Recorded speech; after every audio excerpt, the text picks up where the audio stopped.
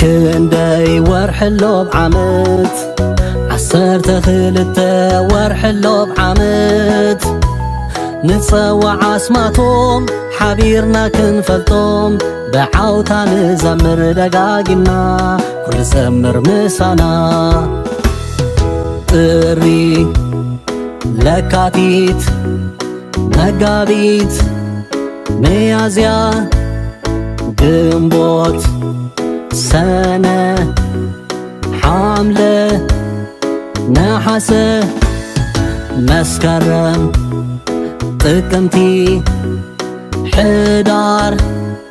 ታኅሳስ حراي صبوق ህፃናት ሕጂ ኸዓ ደድሕረይ ክትብሉ ኢኹም ንኺድ ዶ ንኺድ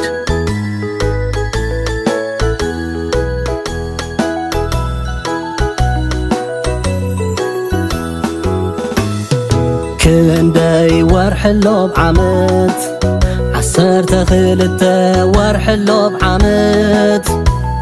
نتصوع اسماتهم حبيرنا كنفلطهم بعوتا نزمر دقاقنا كل زمر مسانا ጥሪ ለካቲት መጋቢት ሚያዝያ ግንቦት ሰነ ሐምለ ነሐሰ መስከረም ጥቅምቲ ሕዳር ታኅሳስ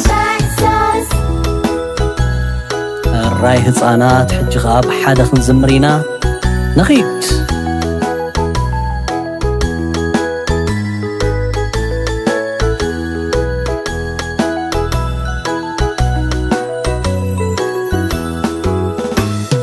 ክንደይ ወርሕሎ ብዓመት 12 ወርሕሎ ብዓመት نتصوع اسماتهم حبيرنا كنفلطهم بعوتا نزمر دقاقنا كل زمر مسانا ጥሪ ለካቲት መጋቢት ሚያዝያ ግንቦት ሰነ ሐምለ ነሐሰ መስከረም